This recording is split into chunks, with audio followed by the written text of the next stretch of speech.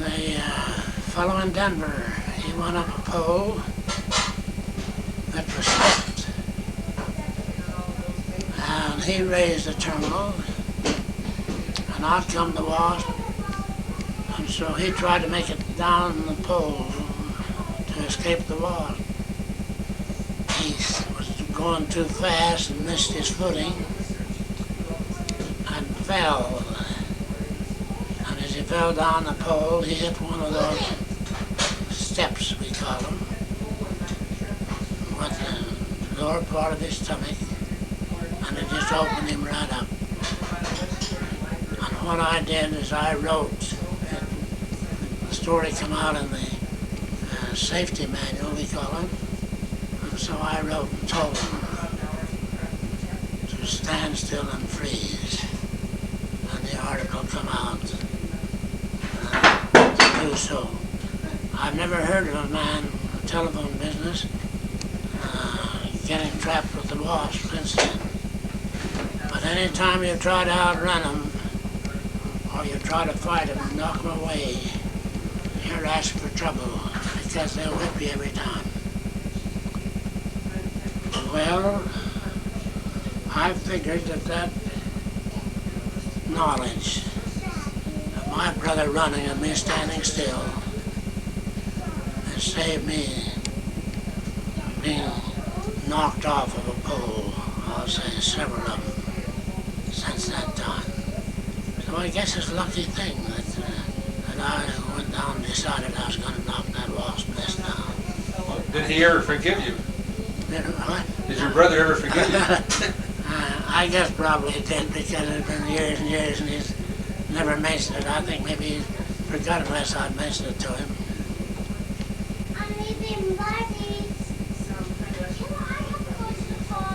Well, what others? Well, what kind of first aid do you do when you get stung? Well, household pneumonia is about the best, and that's what the first aid in the telephone business recommended that you use. Just dab the place where you're stung, and it seems to cancel the poison that the bee puts out, and it doesn't swell like it does. Of course, Mother was just using wet mud to kill them. That's what they used to use in those pioneer days. But the household ammonia. Now there's another, and I don't know what it is now, that they put in first aid kits in the telephone business to use in case of a sting. Well, I don't know of any other real nice stories down in Panguitch, but I moved into Magna in 1939, and we had quite a mosquito problem at that particular time.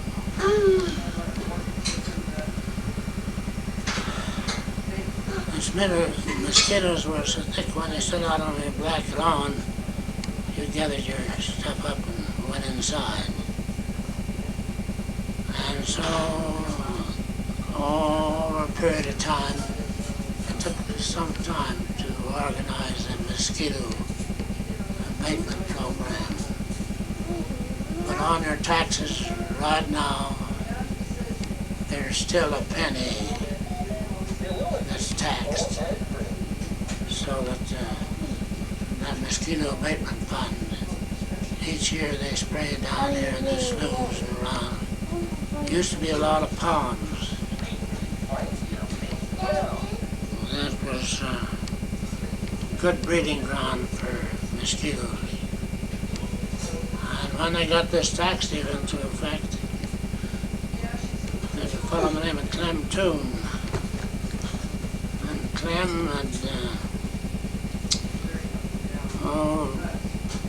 done a lot of work for the state in digging canals when they're building roads. And what he would do is take an 18-inch stick of dynamite take about 300 or 400 sticks, and where he wanted to dig a canal, he'd stick those in the ground. And depending upon the depth of the canal that he wanted, he'd put those sticks straight down in the ground and line up about 300 to 400 of them straight in the line where he's going to dig the canal. And then he'd set off the first stick of dynamite with a match, with a fuse, and let that blow. And he'd just dig as nice a canal as you ever seen, and the dirt would fly up on one side of the bank and all. But they had him in charge of draining these ponds out here on the kind of northeast of Magna. And this particular day, they was digging a pond that was right parallel the railroad track down there. And a young fellow named Collins was a guy with his group was placing the dynamite. Clement taught him how to do it. They had a jeep, and this pond that they wanted to dig, of course, as I said, is right parallel to the railroad track. So they'd gone along the side of the pond and placed about 400 sticks of dynamite parallel to the track. Now that would cover about one of those passenger trains that come along that railroad track. They had the dynamite all set and looked down the track, and they couldn't see a train coming, so they figured they could set the fuse and jump in their jeep and go out to safety, and everything would be all clear. But here they started in the jeep, got around and stopped and looked back, and here a train come around the bend in the track. Well, it's too late, they figured, to run back and pull the fuse. They didn't dare to do that. So all they could do is stand and watch and hope for the train to outrun the situation, at least not be a tie. They just prayed for that train to outrun that fuse. But it was a tie. And mud went in there, and that mud would go anywhere from, I'd say maybe 100 feet, 200 feet, some 300 feet high. But as that explosion occurred, that train being right parallel to it, it was just like it covered that train with a blanket of mud. And right on the end of the train, the caboose, here was this Negro porter standing there looking out the railing and unconcerned. And that mud covered him too in this nice white suit. Well, the train went on into Salt Lake, and of course they were busy on finding who and set the dynamite. And of course by that time our attorney from Magna, Roy Tygerson, was in the Union Pacific there in Salt Lake. We went to their office there, and they were talking what they were going to do. And Roy suggested that we wash the train all down clean the porter's suit, pay all the expenses, and the clean-up job, and they wouldn't sue us. So we got by in Magna here without a lawsuit in the Union Pacific, and it was a funny deal to see that porter covered with mud, and the whole train covered with mud. And that was actually muddy mud. How did they clean the train? The what? How did they clean the train? How big was the train? No, how did they clean it? Did they have to haul buckets of water up to wash the train? Well, I don't know, but they have a place there in Salt Lake where they do wash their trains and that. And so, Bateman paid for the Union Pacific for putting everything back in order. It's quite a deal.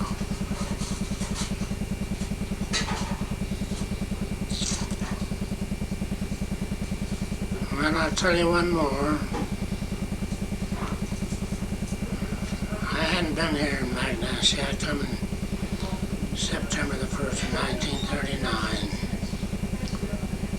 But I've been up to the Kennecott Copper. Coming back down the hill, I saw off on the side of the road the fire engine. And I can still see Roy Smith, the fire chief there.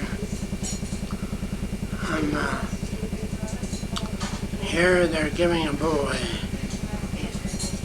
artificial respiration. There's a canal that runs right along the dike there.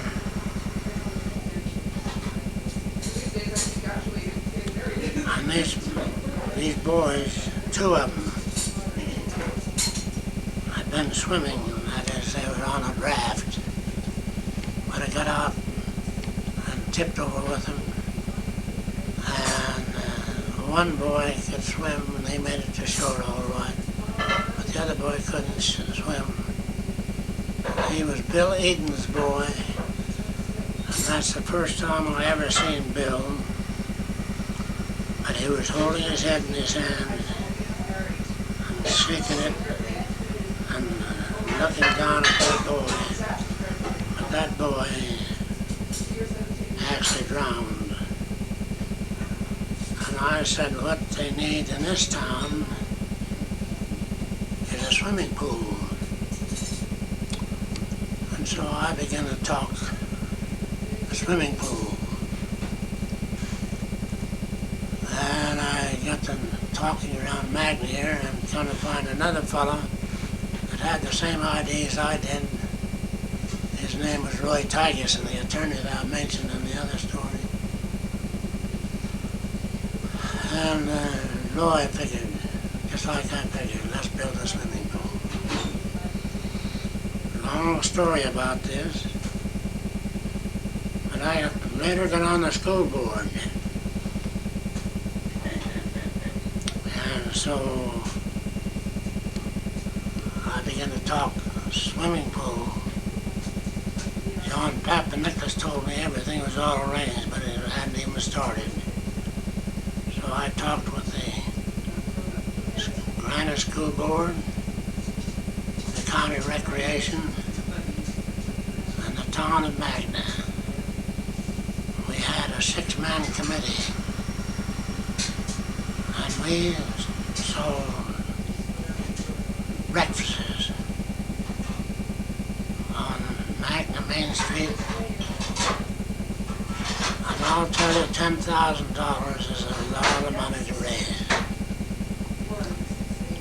We figured that if we could raise $10,000 or $100,000, that we could build a swimming pool in connection with the gymnasium that they was going to build.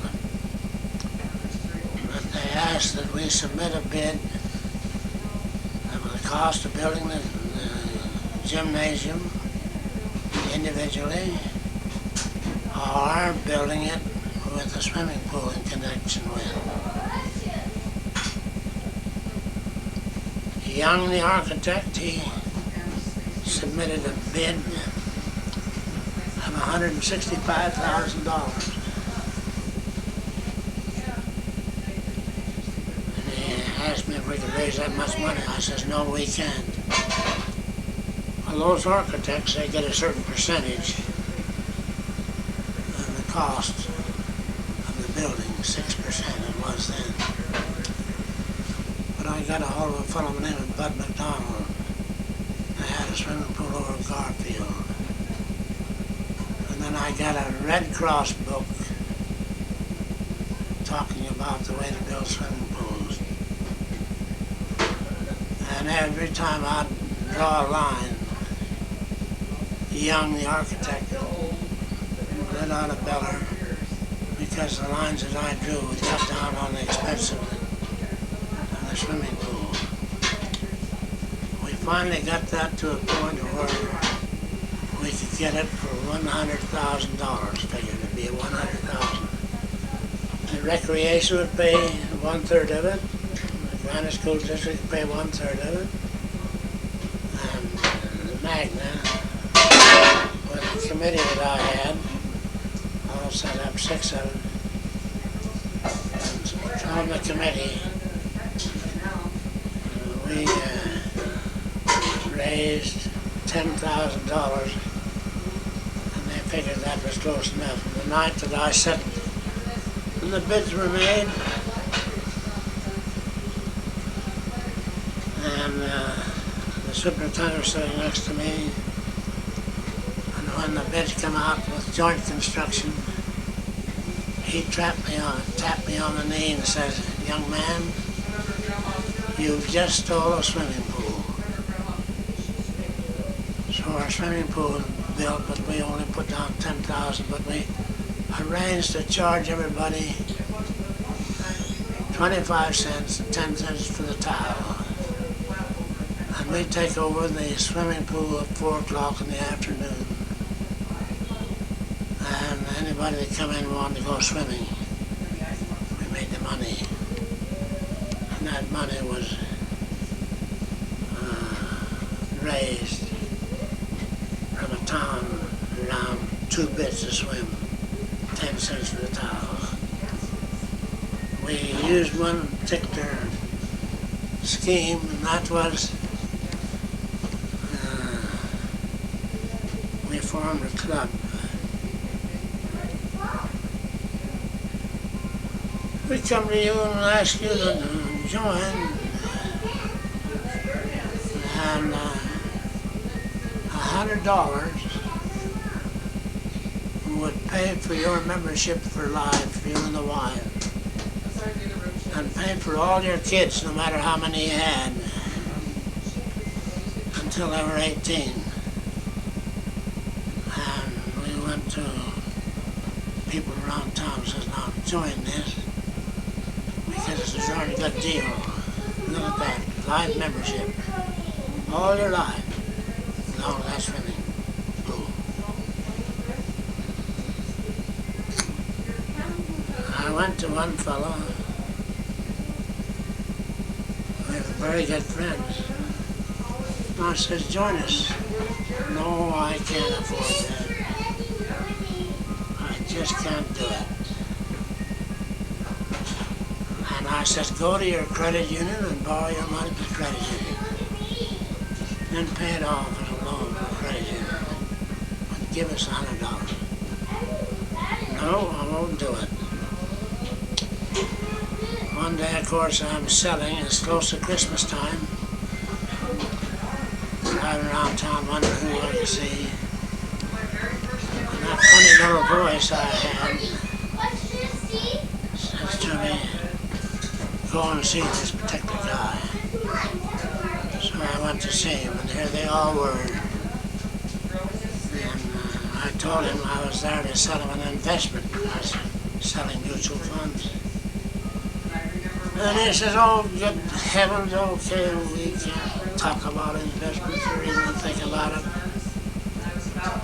You see, our oldest girl is down in City City, going to school. And she is home and has decided to quit school." And I said, "Well, I'm here for a certain purpose.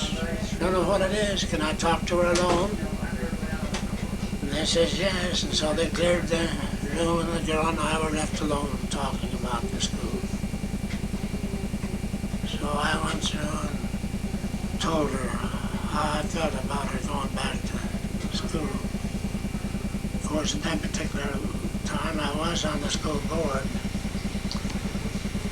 And I could see I wasn't getting any place at all. just like talking to a duck. Who is doing that? Water running off their back. And so I says, No! I was giving up on her and gonna leave. And so I gathered up my briefcase and I said this to her.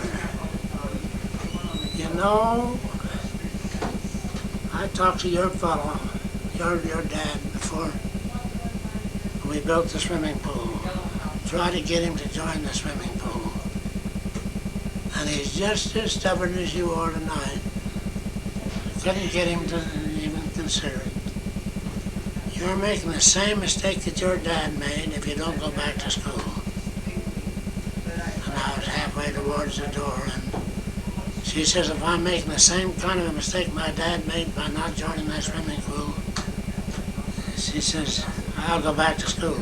I says, now that's what I want to hear you say. I'm to a school board meeting some years later, and here an attractive young lady comes up and puts her arms around me and gives me a kiss on the cheek, and I back off and look at her. She says, oh, you've forgotten me, haven't you? And I said, I know your face, but I couldn't call your name. She says, I'm so-and-so. Thank you for talking me to go back to school. She says, I'm now a school teacher in the Granite School District. So I found out who she was, and I knew the whole story. So there's some stories that have actually happened in this little town of Magna. And they're all good stories. Oh, I should mention this. We opened up the swimming pool, and it was just crowded with kids. Come out of the school and hear this little 3-year-old girl, about that age, maybe just a little over, but she broke away from her father and ran across the road, and in so doing, this little girl was struck by a truck and killed. And I began to wonder, my gosh, we wanted to build a swimming pool to save lives. We build a swimming pool and we lose lives. But that's the only death that I know of that's occurred over the years because we built a swimming pool. But that was a tragic death. You see that little girl killed on the highway right in front of the Cypress High School. Well, hope you can use the stories in your own lives because it's fun. Work, you work. And then after it's all done, why the people criticize you. Oh, it's just a little tub. It's not a standard swimming pool. And then when they get it built and actually see it in operation, why, here they come with their $100, and we told them in an article, the day we get the swimming pool open, no more membership, because we don't need your money then. It's now we need your money. And so I stood there, and the swimming pool was open, and here they come with money, and I'd have to look at them and say, I'm sorry. And then they'd cuss you because you wouldn't take their money and actually swear at you. So it's hell if you do and hell if you don't. Well, that sure has made a lot of people happy over the years, that pool. You what? Says a lot of people sure have been happy over the years with that swimming pool. Yeah. Yep. We didn't have a swimming pool. So I grew up over on the other side of the valley. And when I was a Boy Scout, they used to throw us all in a car and drive us to Magna to come swimming.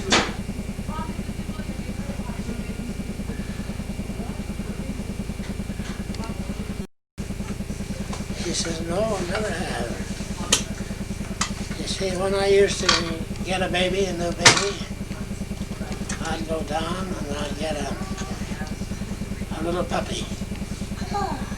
And I'd bring him home. And he says, that baby and that puppy, we raised together. He says, by the time the kid was trying to walk, the pup was up pretty grown. And he says, I've actually seen those pups in front of my kids when they try to get in that ditch. He says, just herding them out of there just like they was told to or trained to. Just a I'm trying to get killed and not get those candies in my sick. Why would they that one? I never had that kind of problem with a big ditch. Because the dog would just normally, I know it's horrible, we got this little, neighbors left a dog on our step over here. Horrible stuck him down and kept him in the basement. And one night, why, here I heard a coyote yell.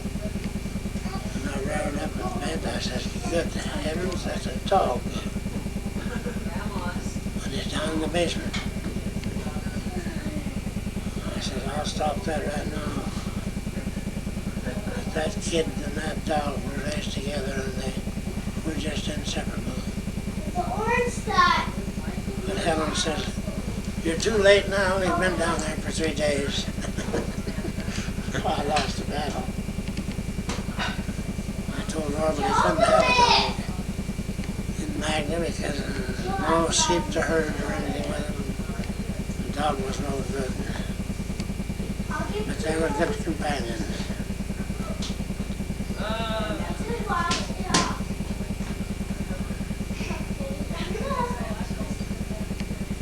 But that old Tom Haycock, quite the sheriff,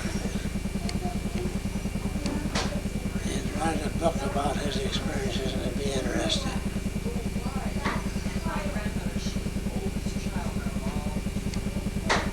There was a book written about this guy, Matt Warner. He was a sheriff over in Carbon County. But he was an outlaw before he was a sheriff.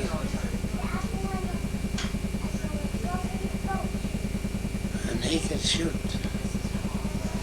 He took a Negro, says no small country sheriff was going to take him.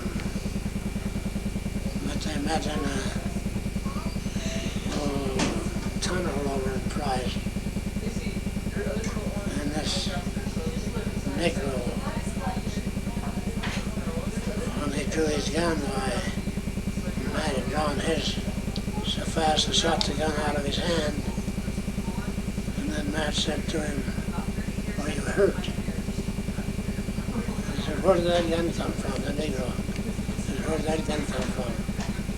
So anyhow, I've had it all the time. But he took the Negro in anyway. But this story of his life on Matt Warner was sure some stories. They just raise your hair right up, I'll tell you. Quite the character.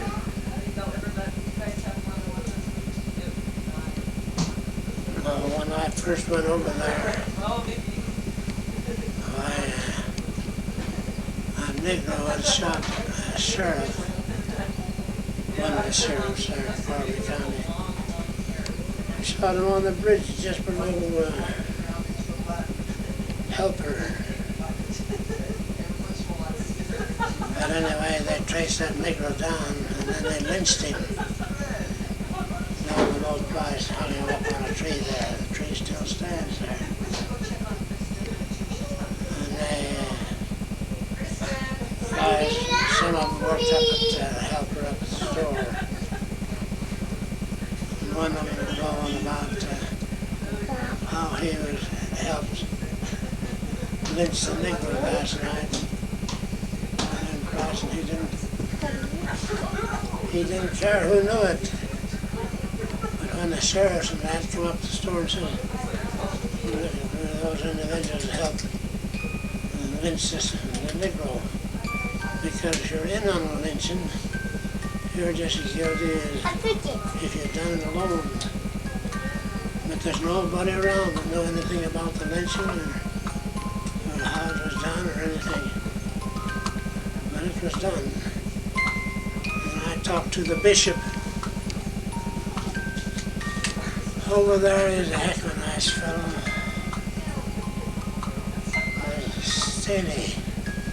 Staley.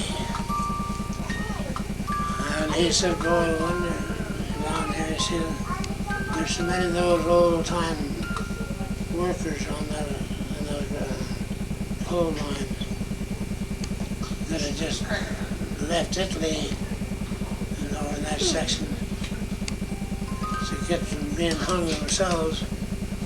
And he says, those fellows just look at you as you go by, and they've got a knife in their hand. It's like they just love to stick the knife back, Yeah. He says, as far as we foremen were concerned back in those mines, that was the best thing that ever happened, is to think that they lynched that Negro after he killed that sheriff.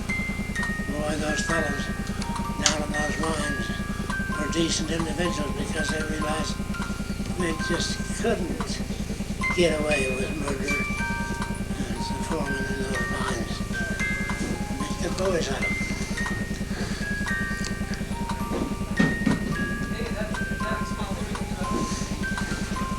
Daddy, can I see him now? I'll show it to you later. There's no room for you right here.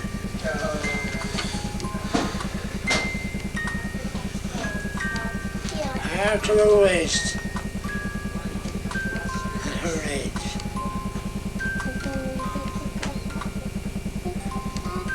And this is going to be there. Please wrap up, pull out this stuff for you. Huh? I pull out this stem so it won't stick in your body. You don't know where the key is, huh? Looks like the women have forgotten us. Yes. Hop on your arm. Nope. I don't know if that's good or bad. Well, I can tell you, it isn't good. Wow! That can be fun. Here again. Don't you? I like to have them around. Sit down. Stand up and you'll try it again. Stand up on the chair, of course.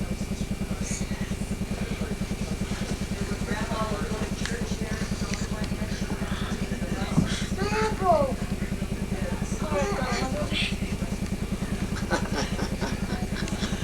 Didn't give me my apple. Here you go. Here you go. It's clean, nice and clean. How far can you remember back? Oh, Come on, ah. I can remember back when I was about 3 years old. About her age. Just certain things. I can too. What do you remember? I can remember my father coming out of the corral down there on the ranch. It's 13 miles this side of Panguitch. And I can see him kick the gate of the corral with his foot as this bucking horse run through it. And Mother was standing in the door watching the whole thing. And she had my brother, just younger than I was, and he wasn't even walking.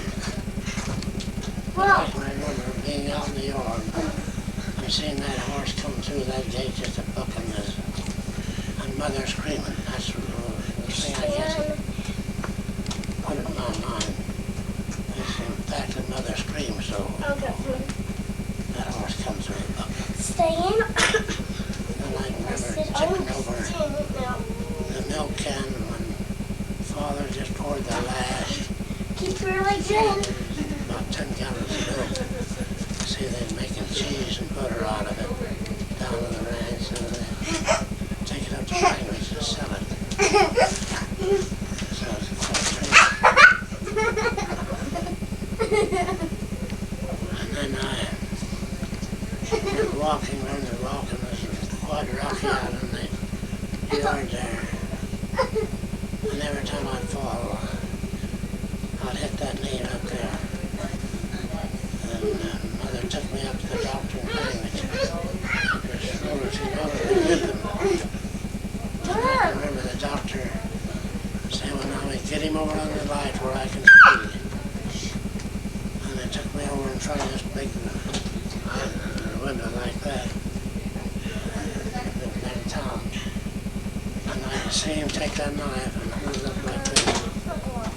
But I can't remember the rest of it. I must have passed out when he hit that knee. But Mother said they took a cup full of pus out of it. But I can't remember that. But I had that scar. It's disappeared now. Right there where he lanced it. For years, all the time when I was playing basketball and that, I'd look at it and remember that scar. I don't know, maybe I haven't looked close enough, maybe I have got it. You're right there. And there's a picture of my leg. Still there. I don't see any scar. Do you see any scar? You right? Yeah. It looks like there's, when you pull it I can see it. You know. Just one scar right in there. I used to see it when I was dressed, but Ava, that's enough. You're not going in there anymore. What did you do?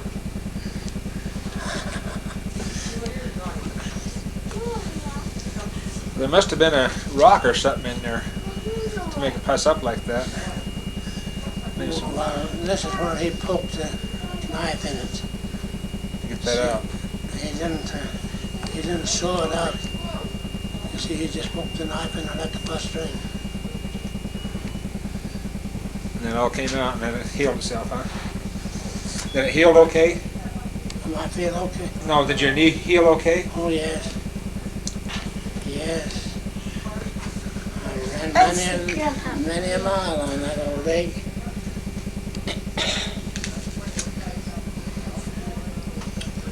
The day I ran for the championship in the state of Utah, I was sicker than a dog. I've always wanted that race over.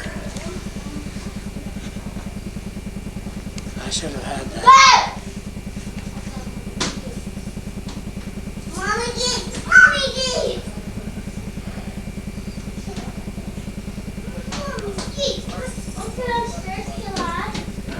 Stood there at the BYU.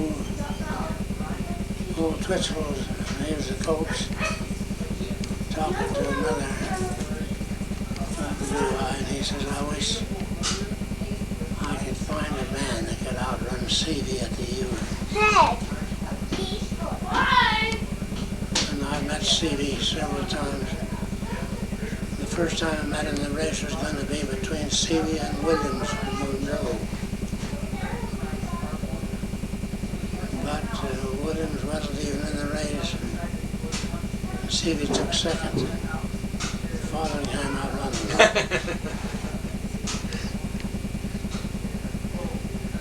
And Stevie got so he knew I could outrun him. And he kept wondering if I'd run the mile. I said, no, I can run the mile all right. The half is really my long suit. And they'd enter Stevie in the half mile in Williams. But I outdone him.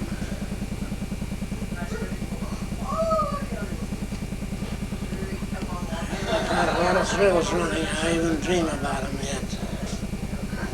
I dream that I'm running and I'm not in pain, and I'm saying to myself, my gosh, look at me, I'm running again. and I'm not in pain.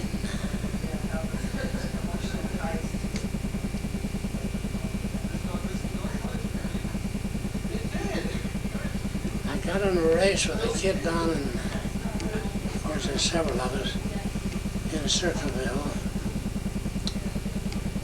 That kid was about 6 foot tall, and he had, I think, the best stride of anybody I ever ran with. And I thought, I've got to pass that kid. Here, if I don't, he's liable to win this race. But just before I actually made up my mind to pass him, I looked down, and right there, back of his knee, right in there. So before, when he put his foot down, it'd be just as firm and as pretty as could be. And finally, here, he put it down like that, and then it trembled right in that stuff in the leg right back there. And when I saw that shake like that, I knew he'd had it. And I just stepped up in between him, and I didn't even have to sprint to take him. He just let me pass him as if he wasn't there. But oh, that kid had a beautiful stride. Just a beautiful runner. If he'd have been trained, he'd have been something. I don't know how much he did train or anything. That's the only time I ever ran with him. But I can still see the kid and see his legs, how firm they were and how pretty they went down. It's beautiful to see somebody run. I'd love to see him. Yeah. A lot of races. I didn't even go out for track at the BY. I didn't dare to say to Twitchell like an out on the CD. I had to work my way through school, and I had a couple of jobs, and I didn't have time to train. Couldn't even go to the track meets.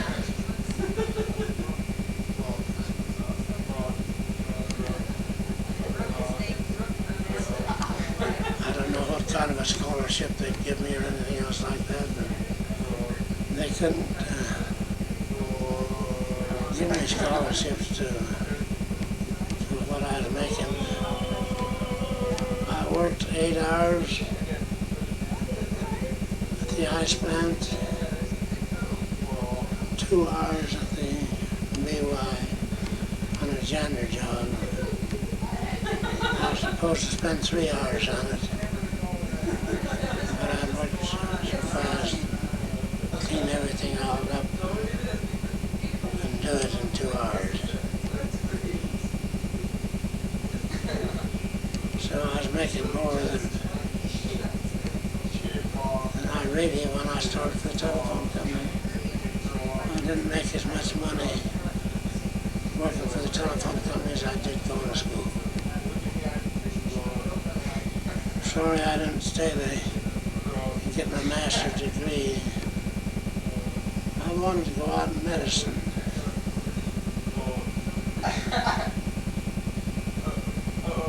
But they talked me out of it. Army talked me out of it. There's a story of mention Arling, and that comes up again. I left Panglish High School, and Principal Paulie Ibsen, the one that got beat up with the poker that held him in. She took that, and she just really willed Paulie Ibsen. Paulie stood there defending himself. Mexican, she just literally broke that corner up. I'll give you a cookie. Well, I'll give you a cookie. we got around town, and Annie had beat up Paulie. And I said, well, Paulie's too much of a gentleman for a strike woman. Well, Annie, they lived next to her brother-in-law down on the road out of Panglish. When the father died, they split the ranches up and give them to the boys.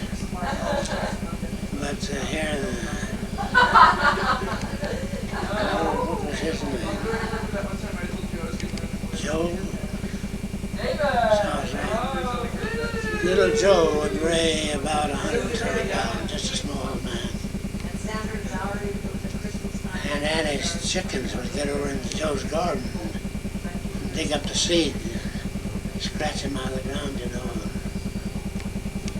So he just up threw some rocks at the chickens to scare them back on her place. But she saw Joe doing it, so she took little Joe on. And Joe just took off his jacket and rolled up his sleeves. He said, well, if you want to fight, you've got to take what a man can give.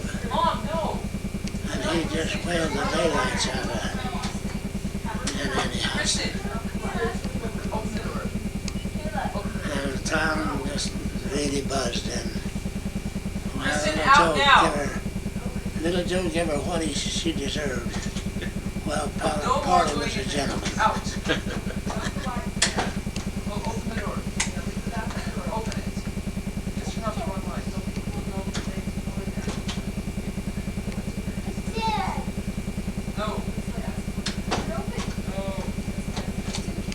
Another deal that happened down there. There's neighbors moved right across the street from where we lived. Wades. They used to. They moved in up here. The Wade family moved up on 3100. What is it? But this little girl was about this one's age. And she kept asking her mother where Daddy was. He's up towards Ashtown. And they'd been living down on the main highway. Hold on now. And this sergeant, Mel, lived neighbors to them, and she called him. Well, don't sound right. But anyway, one day this little girl, about 4 o'clock, they decided they couldn't find her. So word went around town. And if you ever seen lanterns come out of a small town, you just want to get the word to this lost girl. And they combed the road back up towards Salt Lake and the fields. And this Oscar Prince that had the cafe, we always thought he was so darn tight. But he opened up the cafe,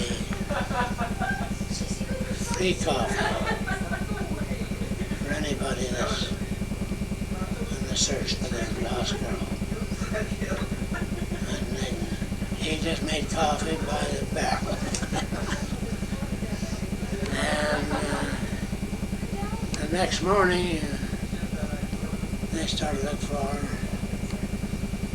And this sergeant, he picked up this little girl's track. An old sheep herder. And boy, he and the guy that was with him, they just took out on a run with that track.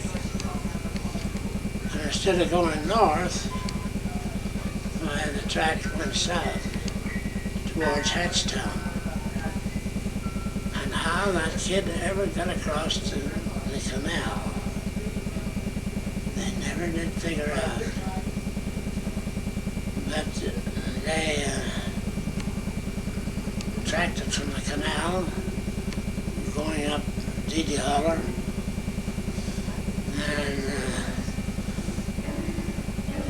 Norm, that's it. And Norm he had to be close, and he just doggedly set to that track. And they discovered the girl. Her dress was tore. She sure looked tough.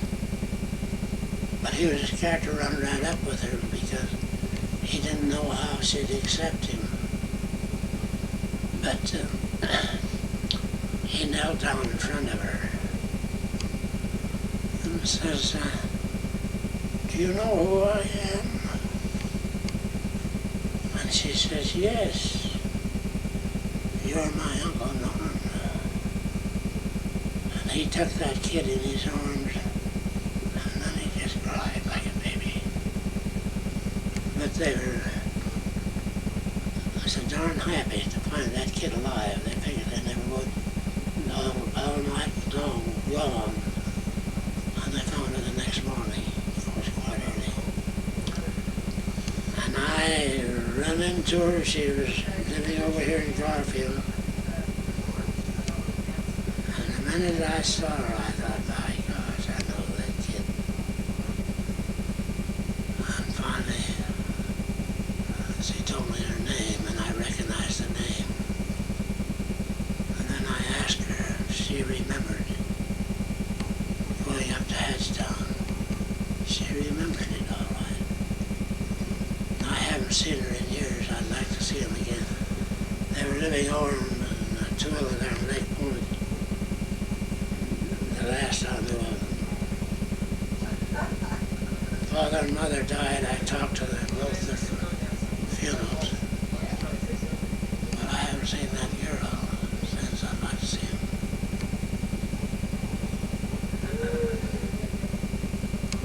And another thing that happened down there,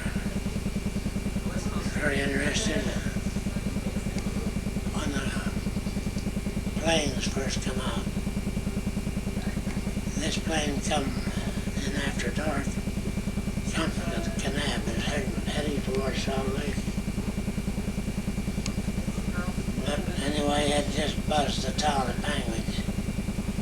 And finally, some of those guys said, well, that plane's trying to get down.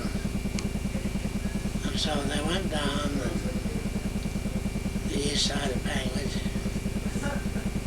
And here's a field, long furrows, all going towards the north. And there wasn't a cross ditch. One of those cross ditches like the water. And so they shouted, everybody come bring your lanterns. And here they lined that field, this big field, with those coal-oil lamps, lanterns. Around that field, and I'll tell you that plane was darn near out of gas, he said. He landed. The next morning they filled him up with gas, and then he took off for Salt Lake. But again, it's surprising to see those lanterns just come from all directions and all that, make that field. You think word don't get around just by shouting? It does. The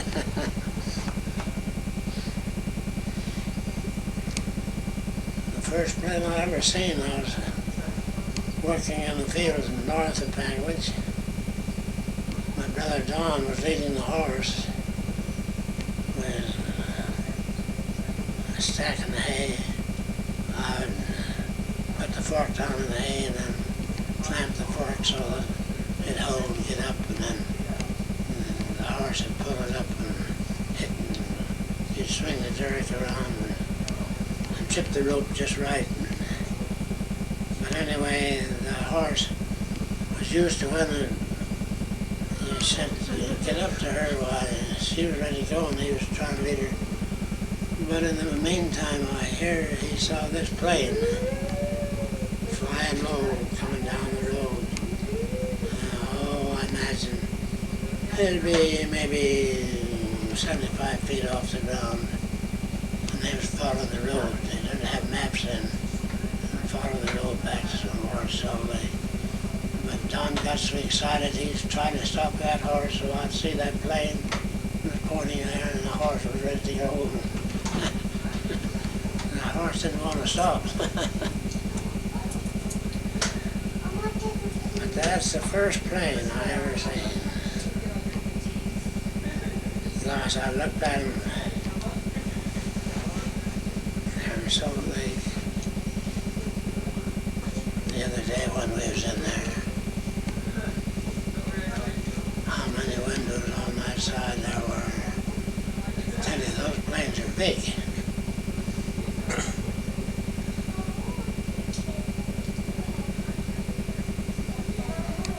That's over a period of 75 years. They built from little old cubs into monsters.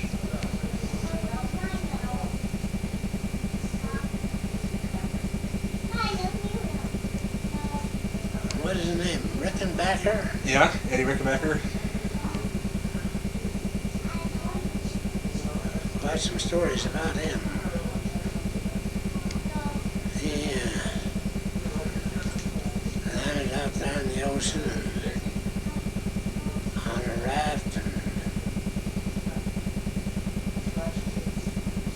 I don't know how many days it was. But anyway, he was floating along, and here this seagull lit on the top of his head. That's taking forever. He reached up there so slow. Got that seagull with the feet. And then he drank the thing of blood. And he says that was the best drink he ever tasted in his life. But that seagull saved his life anyway.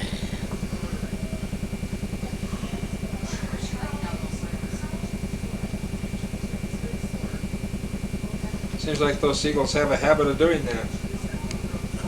Michigan. Those seagulls seem to have a habit of saving lives. Yeah. That's true.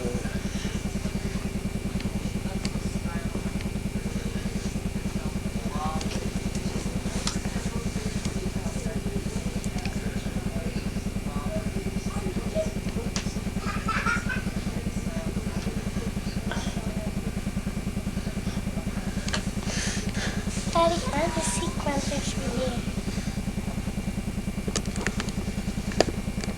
5 more years and it'll be 10.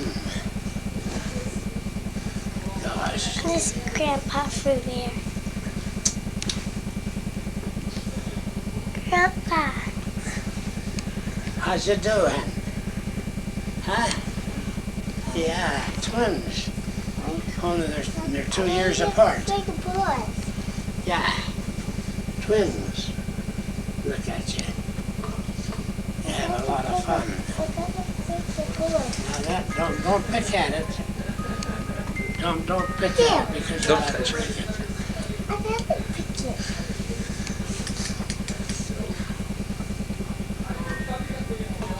Yes. Yes, sir. Enter them in a July float. They'll be queens before we know it. Yeah, we'll put you in a float. July 24th.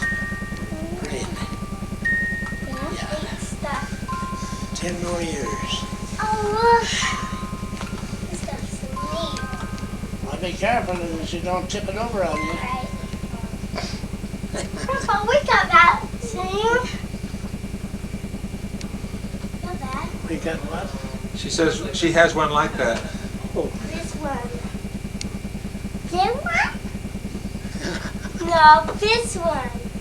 That one? Yep. Do that one. Do that one. happiness. Happiness. Another key. What? Paper? It's funny. One store after another comes. The sheriff down there, Marshall,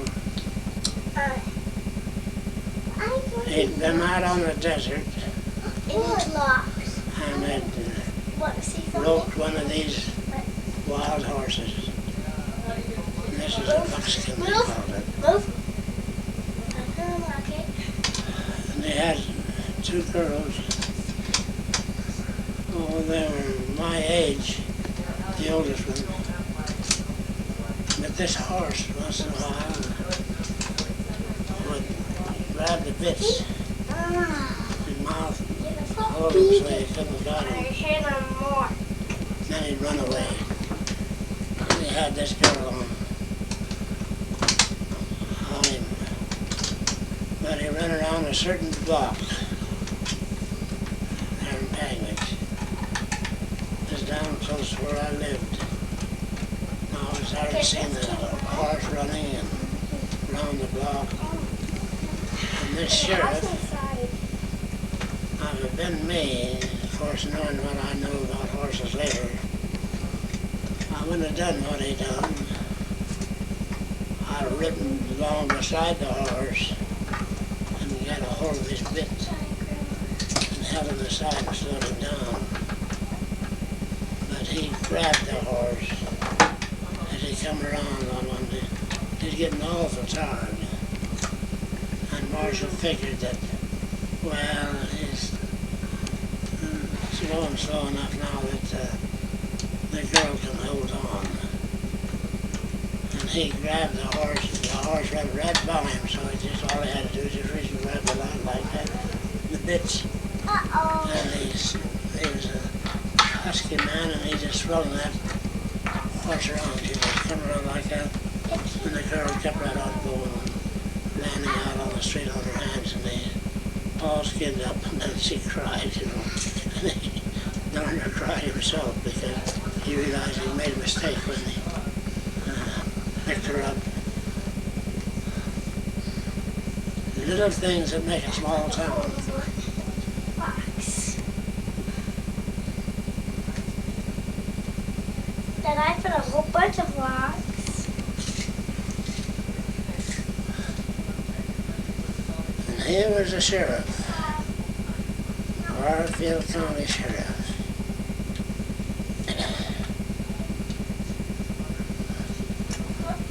And here I am, 14.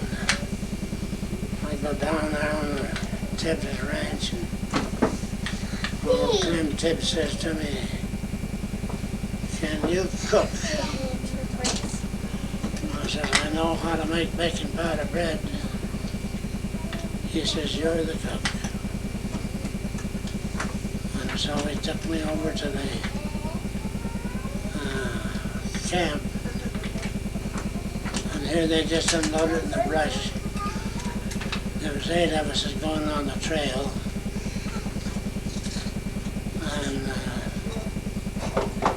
says, "There it is. Get dinner." And so the first day that I ever cooked out on an open fire, I cooked for 32 men. And one of them was the sheriff. He came in with the first group, old Tom Haycock. And I had a scone, they call it now. We call it a scone then. But he picked it up out of the bake oven and he broke it open. And he says, "Burn on the outside and dough in the middle, just as I thought, lad. Come here, I'm going to give you a lesson." So he took a stick Beautiful. and from underneath the fire I had made of soap, Turn them back. Look at he raked some coals and ashes beautiful. out from underneath the burning fire. And then he sprinkled some on the bed and set some on the bake oven itself, on some on the ground. And there wasn't any open fire burning up, you know. And he took some of my dough and poured it in the bake oven. put the lid on with the little thin ashes on the top of the lid. And he says, now in a few minutes, that'll be right out, where it'll just raise the lid right off. And I thought, what was my dog won't. And then he sat there and told us stories. And I can still remember a couple of them. They had a guy who escaped prison and went down to what they call the Badlands. And they took a posse and went down and traced him to a cellar, really. And they had him surrounded, but he couldn't get out unless he walked in the open ground. So he figured on just sitting there till they gave out. And finally Tom got tired of waiting, and Tom was about my height and had a bigger tummy, and he had a mustache, a big red-rimmed hat. And he shouted at this guy and called him by name. He said, now I'm coming in to get you. I'm unarmed, but I'm going to come in and get you.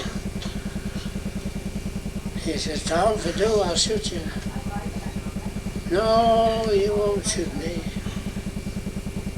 Yes, I will.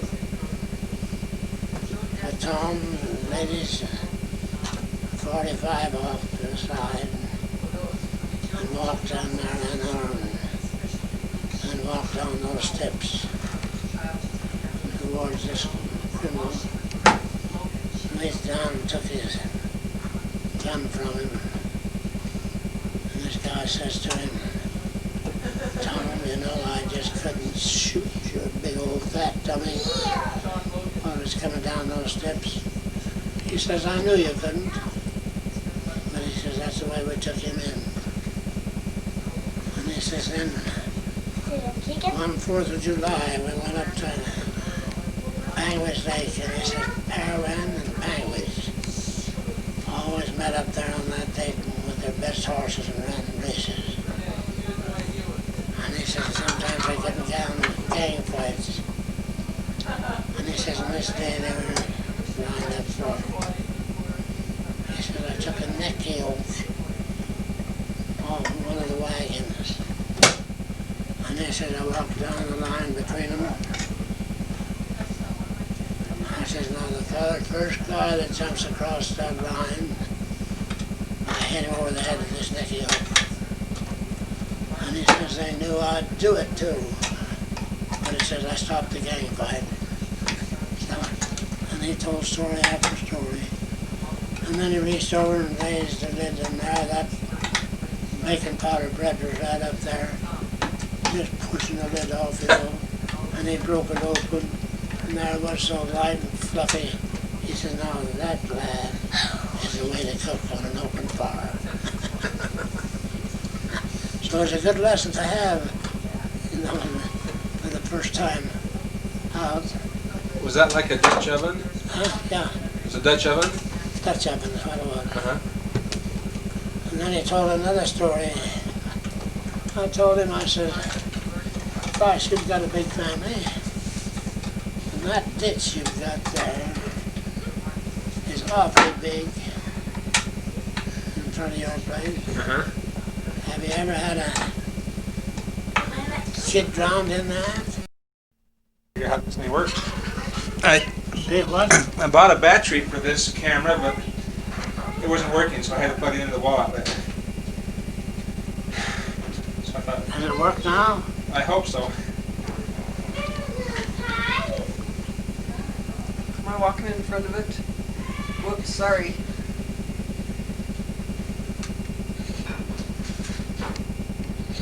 Well, do they kids want to come in and listen while I talk? You gotta have someone come in here. Uh-huh. Tell little kids come on up. I was telling you, you have some such good stories, I wanted to get some of them. Yeah. Say that again. You've told me such good stories.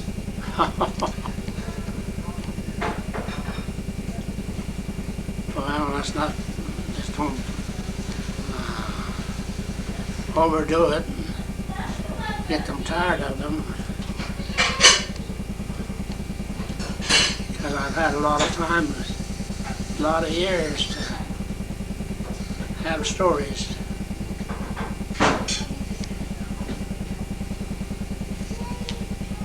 If you had a camcorder with you, what would you have filmed? What would I film? Yeah. Oh, there's a Cooking. lady there that lived in Penguin. She was real heavy. Lived just 2 blocks from town, just zigzag. And she'd been shopping this day, and there was a lot that had sagebrush in it at a particular time. There's a motel there now. But she was cutting through the cutoff Cookie, Mom. to get onto her street. And it was about halfway between her gate and where she entered the street when she heard the fellows begin to yell and shout, and what they used to do in Penguin is if they had a bucking horse, a bronco, what they like to do is get the town notified that they were going to put on a show. And then we'd put in what we could afford, and be 10 cents, maybe 2 bits. Some fellows that were well off maybe put in $50. And there'd be enough the townspeople that was interested in seeing the fellow ride this bucking horse. And maybe they'd get $5. And they were up on the corner, the head of the street, saddling this horse. Mrs. Haywood started for her home. And the boys began to shout and yell, and that horse, when he began to buck, he bucked down the street in the direction that Mrs. Haywood was going. Now, Mrs. Haywood was a large woman. I'd say she was over 300 pounds. And she had both arms full of groceries. And she looked around and saw this horse bucking straight for her, going down the street.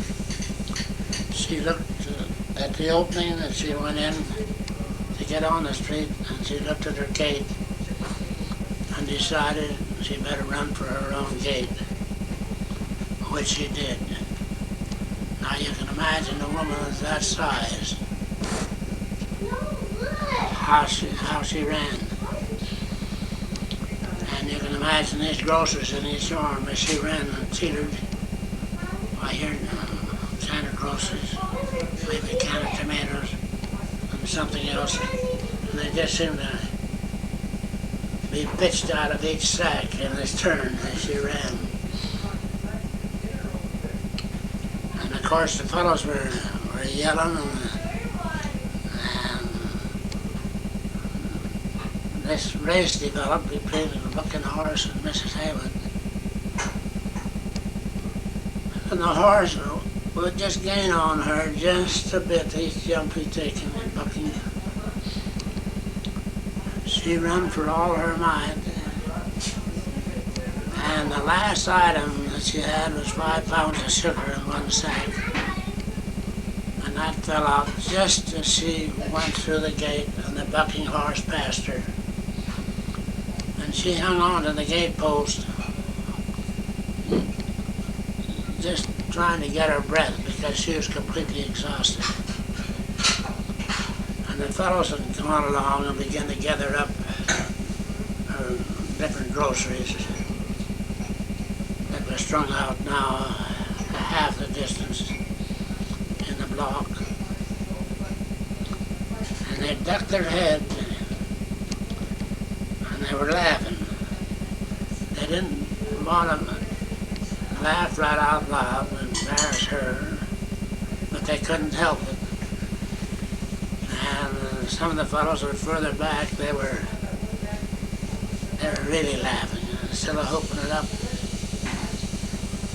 When Annie hung on the gate, the fellows gathered up her groceries and presented her to it. Now, if I had that on film, actually as it was, I could show it any time, any place, and the fellows would hoop and holler just like those cowboys did down there in Penguin to see her outrun that bucking horse.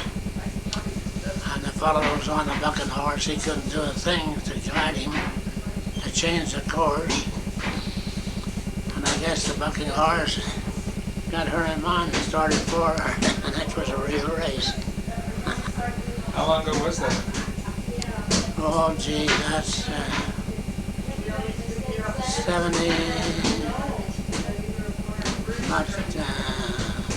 76 years ago.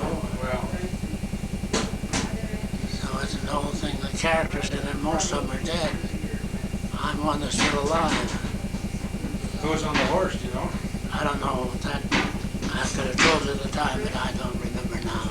Is that Panguitch? That's in Penguin. Yeah. Another bucking horse deal that I saw. I was on a cow trail with this fellow and his fellow mower.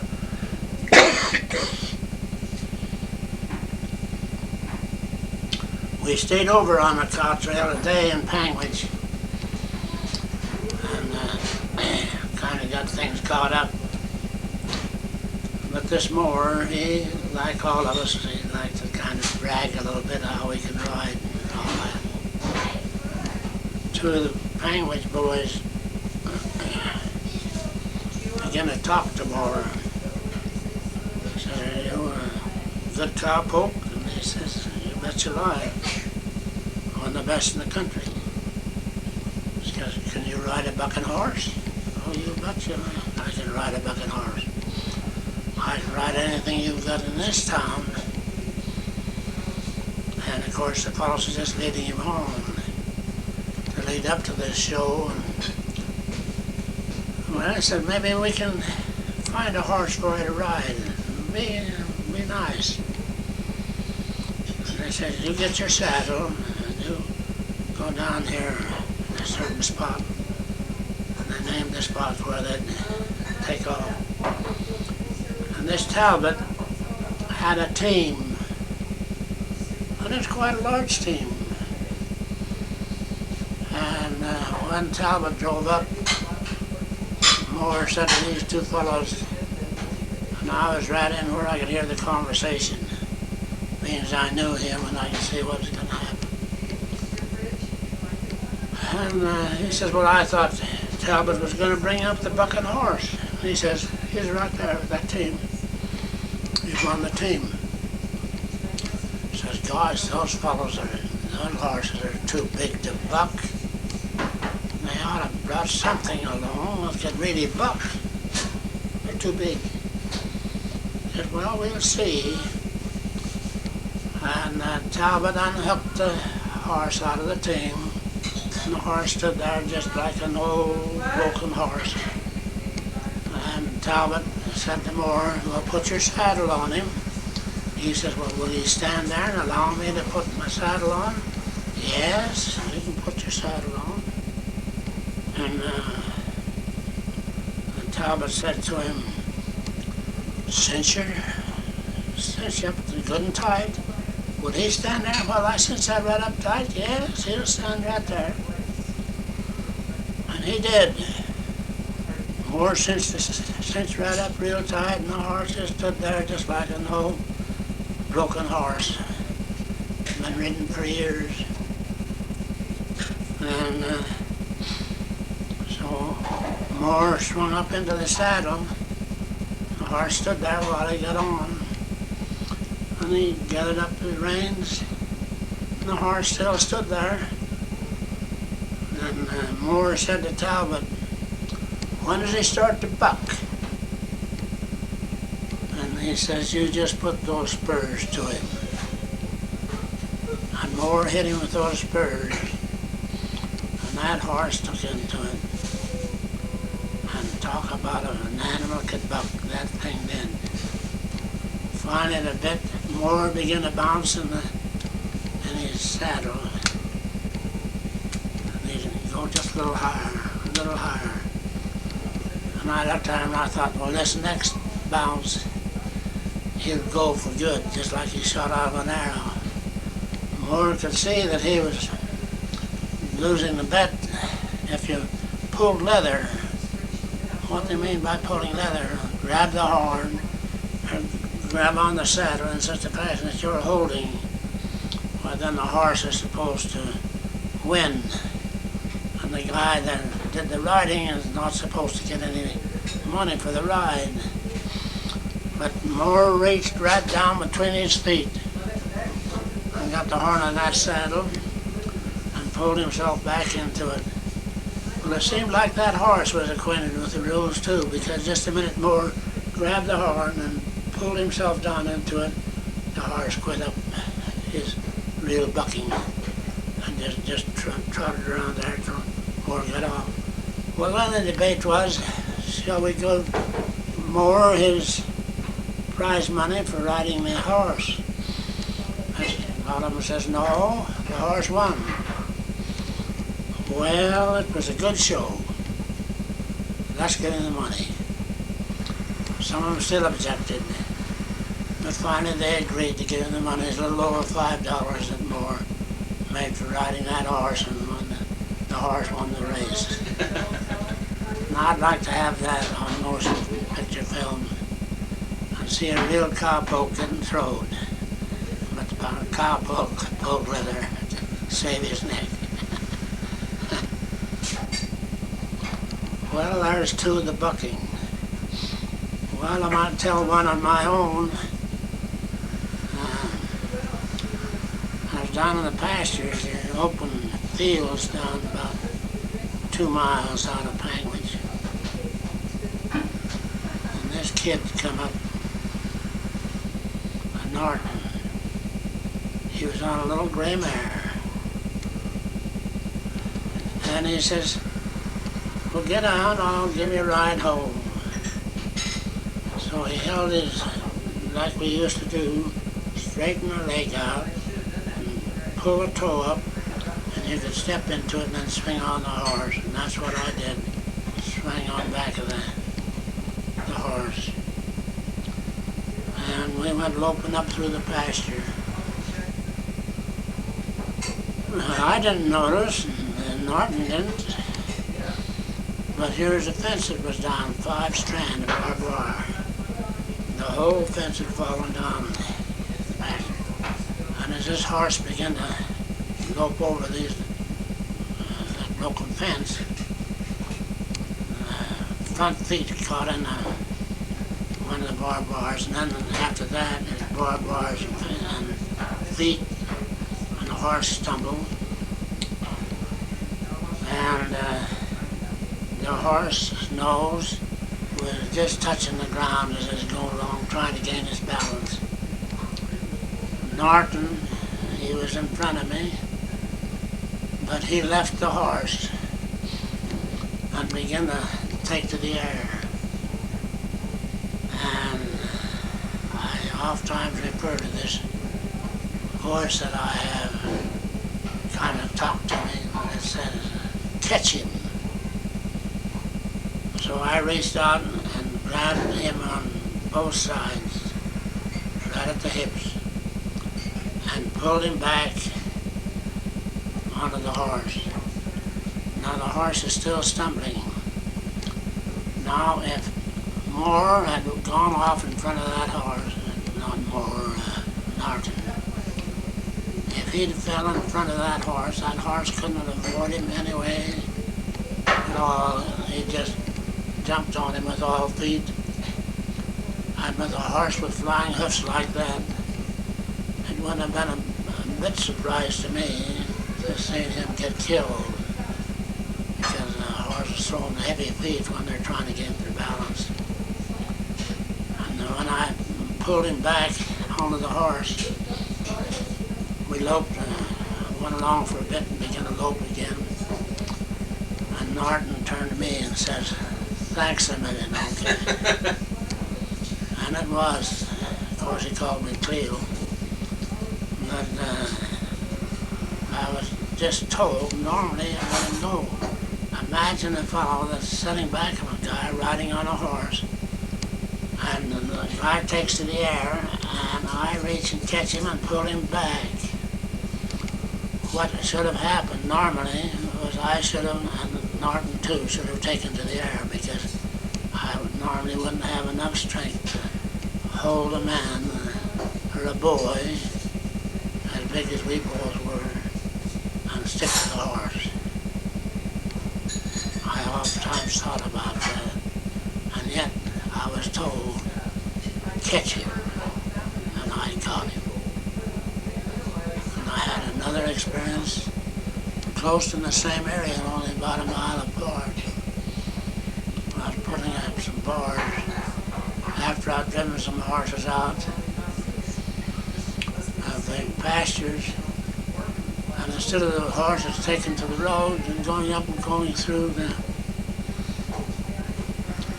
upper corral, they took to the open, heading for the mountain just as hard as they could go. Well, I get the bars up and I take after them as hard as I can run. And running up through the brush, this little mare that I was riding, front feet stepped in a ditch of wash is what it was. Oh, it'd be about 8 inches deep. But when a horse is on full stride and their front feet drop suddenly below the ground level, 8 or 10 inches, the horse pitches forward. And that horse did pitch forward. And then this voice said to me, "Don't hold on." And so I didn't. I just took to the air. And I just flew just like I'd been shot through a bow and arrow. And I landed up in the sand. Now there's a voice really that's come down through there and it's flooded over. And so you've got a sand footing, you call it. And I landed up in there on my hands and knees, and I turned around and hear that mare pitch forward so far that if I hadn't begun to crawl as fast as I could, she'd have fell on me. Well, see, when she turned completely over and she fell, she ran her nose into this sand, kind of, and both nostrils were full of sand. And I was looking at her just a very few feet from me. And I thought, oh my gosh, I've got to take that sand out of her nostrils. She'll choke to death. And I started for her, but that little mare solved that before I get to her. She opened her mouth just like I coached her, and she took a great big breath and she closed her mouth and then blew her nose, just like you would do, right? And the sand just flew out of her nostrils. She looked like a horse that was hooked up with dragons because the sand came out in such a gust to her. I thought about that a number of times. If I hadn't obeyed that little voice that says, "Don't hold on," Secure. when that horse fell that way, What the big lots of dick individuals have been killed because as they fell, a horse falls forward and then turns completely over, and the rider's still hanging on in the saddle, I got it. and the rider gets his back broke. lots of fellows have been killed that way. So I learned to this little funny voice, and I hope that the rest of you have that. I hope you have it so that you're warned when you're in danger. It's a funny thing with this little voice that I have. If I ever disobey it, I pay the price. And I can tell you stories about that. I disobeyed it one time, and I was in an accident. The voice told me not to go. And I was in an accident, car accident, that put me down in bed with a whiplash for over a year. So I've learned that when I hear it, I try to obey.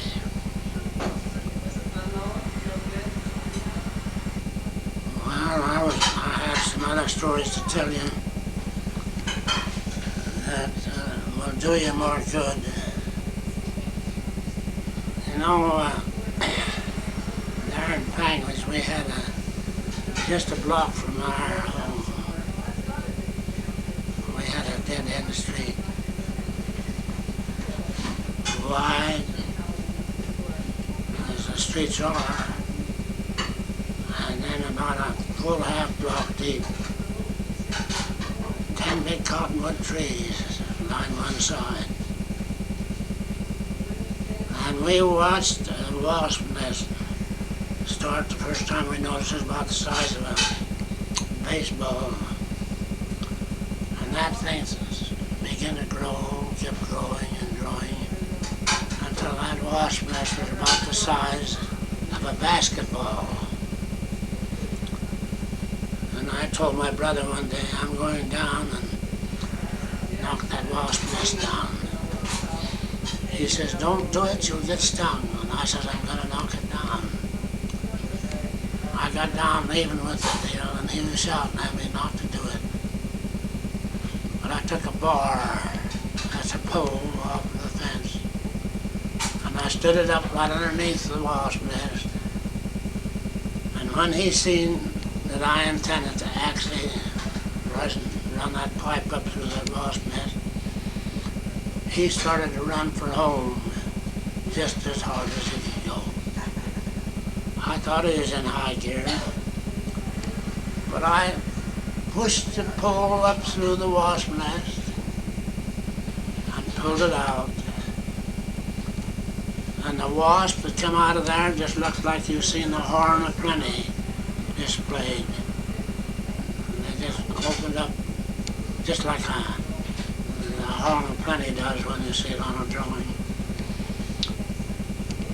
Well, the only thing that they could see moving, I stood still. And this is the point I want to put over to you. Watch what happened because I stood still. Dawn was running. Those wasps took after him. And not a thing bothered me. I thought Don was full speed ahead when he got about halfway towards home, and those wasps caught up with him. There was only 3 out of the entire group, and there's hundreds, that stung him. But they both hit him under both eyes. That is, 3 wasps stung him under both eyes. And he went screaming into the house. Mother opened the screen door, wondering what was happening, and let him come through. And then I walked home leisurely, and here Don was still crying because he says, I don't see why they stung me and didn't sting him. Well, the reason they didn't sting me is because I stood still. Now, there's an article in the Reader's Digest that's written about these stinger wasp, or wasp that kill killer wasp is what they call them. A fellow's out in the field plowing, and he plows them up in in the ground because that's where they had their nest. And they began to chase him, and he opened the tractor up, and then he dove off the tractor into the furrow that he plowed the time before, covered his head, and laid still. The killer wasp followed the tractor, and he saved his life by using his head down in. Now I've come an awful lot of telephone poles, and we have what we call terminals on the top where we cut into the cable and install our telephone. With this can, we call it, it's about a foot long, be half the size of a basketball in circumference. But I've raised a number of those cans, and here the wasp would begin to fly out from underneath. The minute I'd see a wasp coming out, I would always freeze. I'd never move, never even bat an eye. Now that's awful hard to do that with wasps when they know they're mad. But I'd stand perfectly still. And after a while they'd quiet down, and then I'd sneak down the pole and get some powder that I used to use and come back up and spray the inside of that can. They'd kill the wasp, and I'd go ahead and do the work necessary. Well, all I ever swam in is the old Severe River.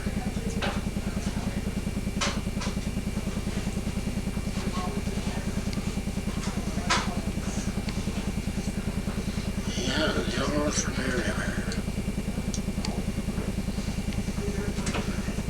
I bought 3 membership. I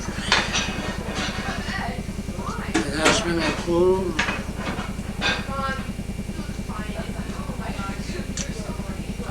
One for Arville, one from Valois, and one for myself. It was a good deal, I thought. There's one mistake we made, and I caught it soon enough that we should have been able to have corrected it. What I wanted was bleachers,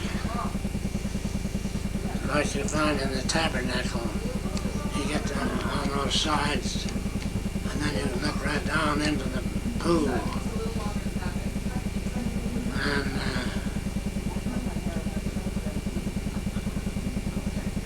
the young says, "Oh, you can't do that." Why, the kids will spit in the pond, and the Board of Health won't go for it. When I went to St. Louis, and here they had a swimming pool just exactly like I wanted. And they had bleachers up above where we look down at the swimmers in the pool. And of course our pool is lighted up so you can see the swimmer in the water. But here you had a little bleacher off on the side and on level. And you couldn't see the patterns of the swimmers at all as they did in their figures. But in St. Louis I could. I looked down it, and ever since I've cussed Young because of his attitude, because we might as well have had it. And you can go over there and you can see those fellows racing up and down. And if Young and the Board of Health don't think those kids when they swim will spit in the pool, he's fooled, because they do. Some of them do worse than that. But that water is purified through a purifier every so often, so it's clean. It's been a nice little pool.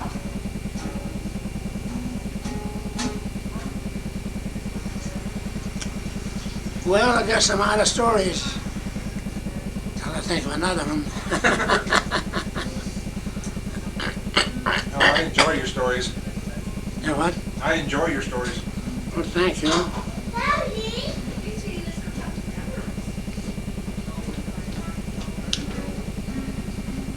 And I always liked your stories about dancing. about some of these dances you've gone to. Yeah, that's sure. Well,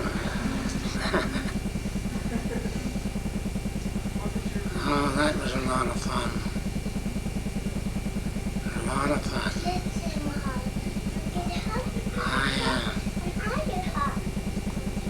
I moved into Price as a stranger, and why they ever asked me to take over the dancing, I'll never know. Oh, I got some lovin'. I got some lovin'. Nice girl, thank you.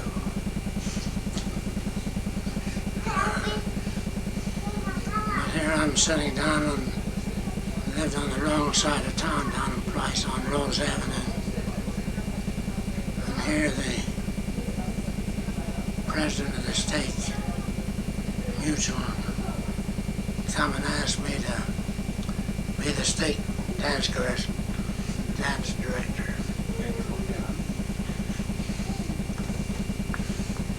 Oh my gosh, another girl. Thank you.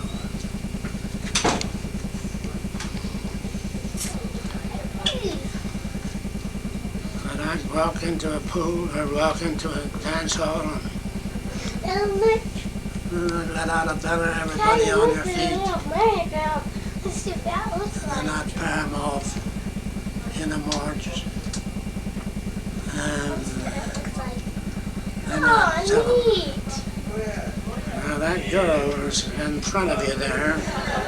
If she hasn't got sense enough to move her feet, step on them. And everybody would laugh. But it put those boys at ease because they'd say, well, I don't want to dance because I step on their feet. And when you say that to them, why, they realize, well, heavens, they're supposed to move their feet. And as a result, I'd have people dancing and they'd be having fun. And after years and years, I walked into the temple and they asked me to do some initiatory work. And the fellow that was in charge looked familiar to me, but I guess maybe he looked at me and I looked the same at him. But we got tired, we had so many to do that day, and he says, let's rest for 5 minutes. And so then he went down the list of we workers, and he says, now, when I'm in a jam like this, you two, I know will be here. You two will be here if we possibly can make it. You, I don't know. Fotheringham. Price, Fotheringham. And then I says, you better be careful. And here I taught him, I made a prize dancer on him. I even got right down on the floor, and when he'd make his turns, and his feet would look so awkward, I'd grab his foot and I'd put it in the shape where it should be. He says, oh, this man taught me how to dance. And he told the whole group how I taught so many people to dance over in Farmers County. We had a lot of fun. And a couple of we trained, come here and danced on the solid floor. One of 19 couples that was chosen into our church to dance in that demonstration. And it was beautiful. And since I like the new arrangement they do now is that everybody gets a chance to dance. If they have a festival up here at the University of Utah, the last one I was to, they had it at the University of Utah, and danced out there in that open football field. Yeah, I had a lot of fun dancing. A lot of fun. Well, I appreciate those stories. okay, well I hope they do some good because they made a lot to me, meant a lot to me.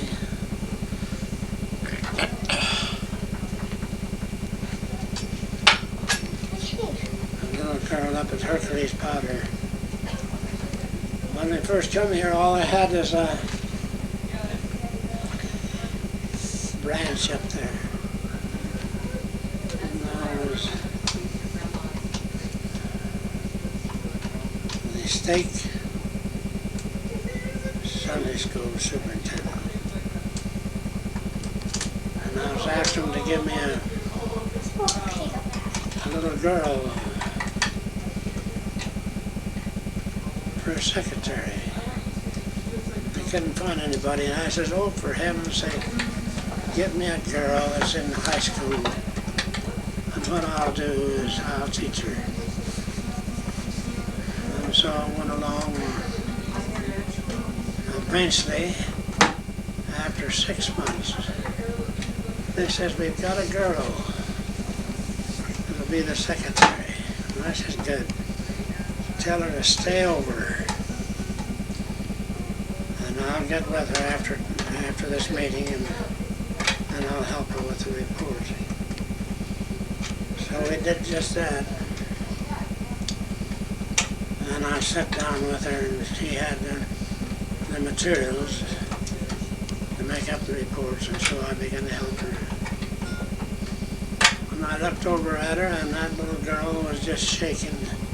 She was only 15, and she was just shaking all over. And I said, wait a minute here. I said, I'm going to tell you something. I want you to do that. Stretch the skin on the back of your hand. And see, it goes back into place. You try yours. See, yours does just the same as mine. I was younger then, my skin doesn't spring back in so pretty as it used to then. But see, the time when they did that, I said, no, I'm just human, just like you are, and I'm here to help you. So we went over all the back reports, made up to what we needed in the Sunday school. I said, now I'm going to tell you something. You're going to be the best secretary I've got in this state. Do you know why? Kristen, be careful over there. Yeah, what? I'll tell her to be careful. She's diggling everything. But I says, you know why? It's because you'll get your reports in before the 5th of the month all the time. And she did just that. And I used to use her as an example when I was talking to all the secretaries trying to get them to get the reports in on time. My wife and I are out at Harmon's, and we've done our shopping coming out of the store. And this is years and years later. This girl's married, and got some children, 5 children. Anyway, this girl come up and threw her arms around me and kissed me on the cheek. And I backed away and looked at her. Oh, you've forgotten me, haven't you? I know your face, but I couldn't call your name. You'll have to help me. And then she told me who she was. And she was tickled to see me. Well, I'm riding a bus Temple along 35th, and it's just crammed, except there's a vacant seat next to this old man. And here a young girl stood there looking at me, and wondering if she dared to sit next to this old man. And I looked at her and I recognized her as the daughter of this girl that I taught up at I said, well, now sit down. I won't bite you. But I've got a number of stories to tell you. And she sat down. And she said, how did it come you've got stories to tell me? I said, I know your grandparents, your parents. I said, I can tell you of stories about them, so I began to tell her stories about her parents and her grandparents. And she didn't want to get off the bus when it come time for her to stop. I got home and I just got in the house and the telephone rang and here's my little secretary from back. And she says, "Hello, Mr. Fotheringham." And I said, "Yeah." She says, "You know, this is so-and-so. And you just rode home on the bus with my daughter, and she didn't want to get off the bus because you're telling her so many interesting stories." And I says, "Yes, I recognized her because she had your resemblance. And I'd never seen the girl before in my life. But I told her stories about her grandparents and her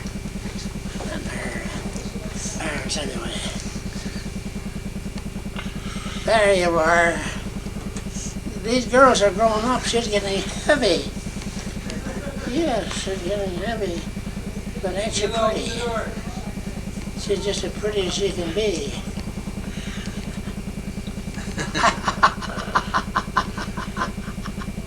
Ah, that was cute.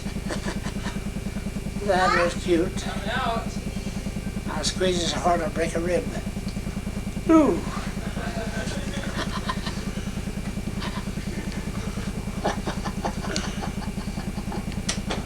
Oh my. It's nice to have kids like you. Nice to have you. You mean so much to the old people. Should come here.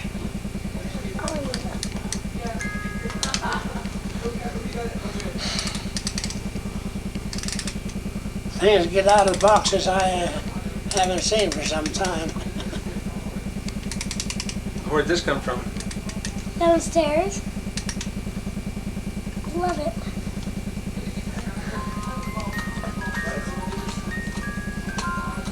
I hit it too hard.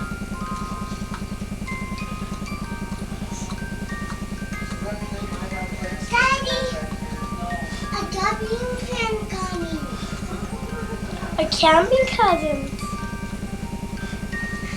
Papa, a daddy. You what? Daddy fan coming. Yep, I'm gonna get the pond. What's coming? Daddy fans. Or camping cousins. Oh, she says her cousins are coming soon. Oh, that's what it is. She calls them her camping cousins. They are. They went camping this summer with them. Oh.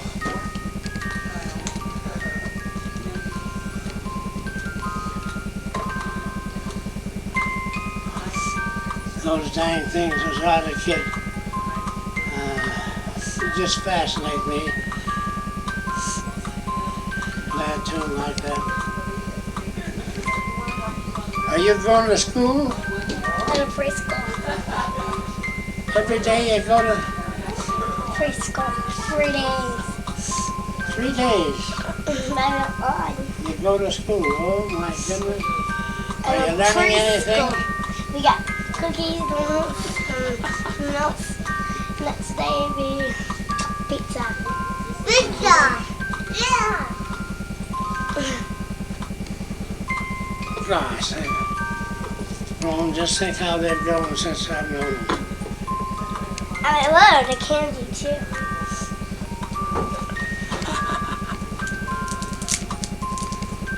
What you got? Candy?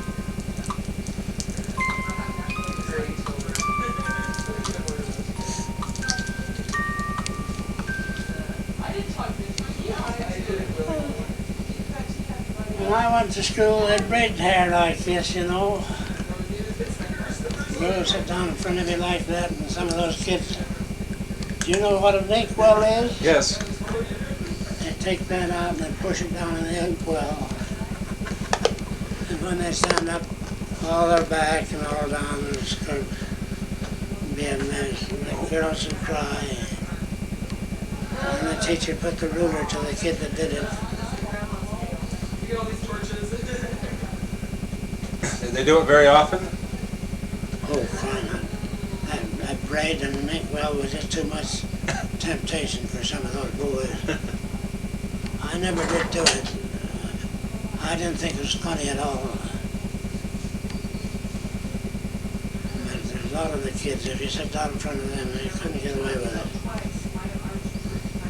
And then they'd move, and then the teacher was confused as to just what kid was in the seat, you see.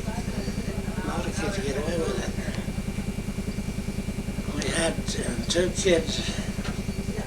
One was just as mischievous as the other one.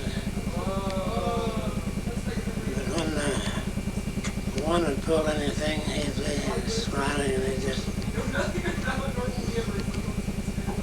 wipe his face and wipe that smile off.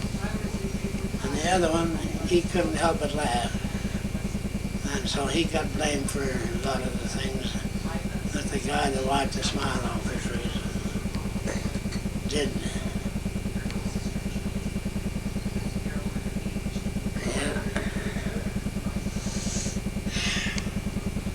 One of those kids was twin Rex Orton. Brother was Max. Max Ogden? Max Orton. Orton? Orton. Arden. Burton. Oh, Burton. No, Orton. O-R-T-O-N. Oh, Orton.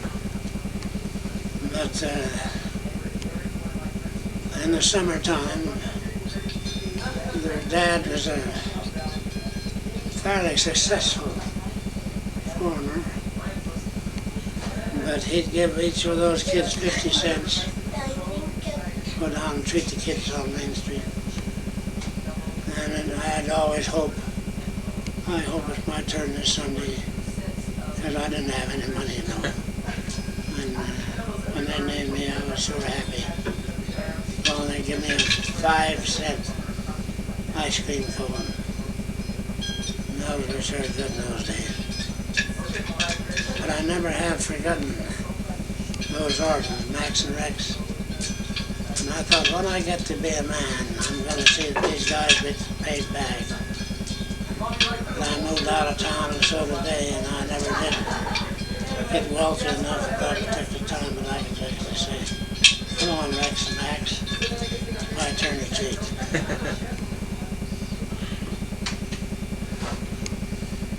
That seems fun. Yes, Was that homemade ice cream or was that store-bought ice cream you got? it was ice cream. I imagine it made like homemade ice cream, but it was sold out of it was a small buffet.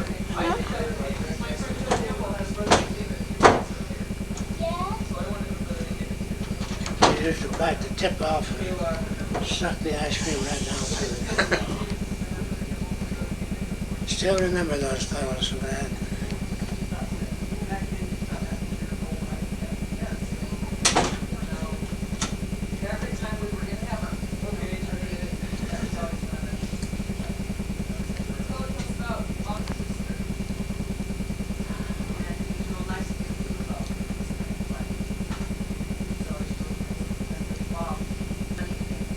That was a pretty nice Thanksgiving dinner. It was a what? I said it was a nice Thanksgiving dinner. Yes, I'll say. She worked like a little Trojan. Last night she got dizzy. And I don't like to have them go dizzy.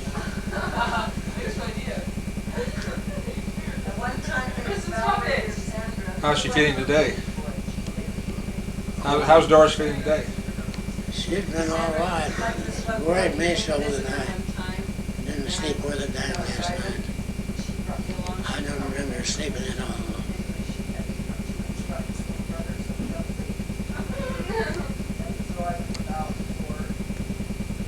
Well, how long have you guys been married now? Now tell me again. How many years have you been married now? Well, it's going on 6. May the 20th. It'll be 6 years. That's pretty good for just meeting a gal and going with her and marrying her. Of course, I know her 18 years. Always had her married.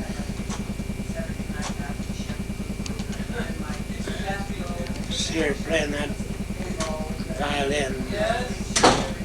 three of them in a duet or trio. And then I used to tell around myself about the purpose, just to kind of So we weren't a stranger.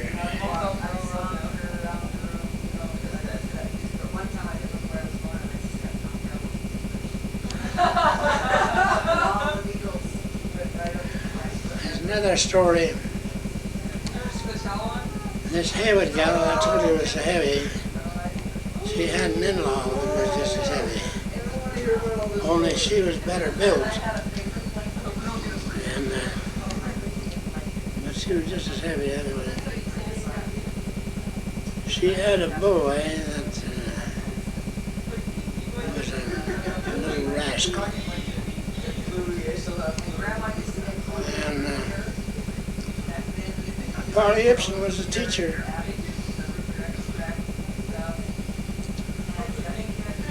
And he got this Ellis. He got unrolled in and Paulie went down and tapped him over the head with this long pointer they had. It's about that long. You've seen them in the teachers using the pointing around and certain things. He hit Ellis, and Ellis went home and told his mother that Paul Ibsen hit him with a pointer. So she come Kayla, time to come out. You don't need any pipe. She come down to school, walked in and announced, picked up the corner off.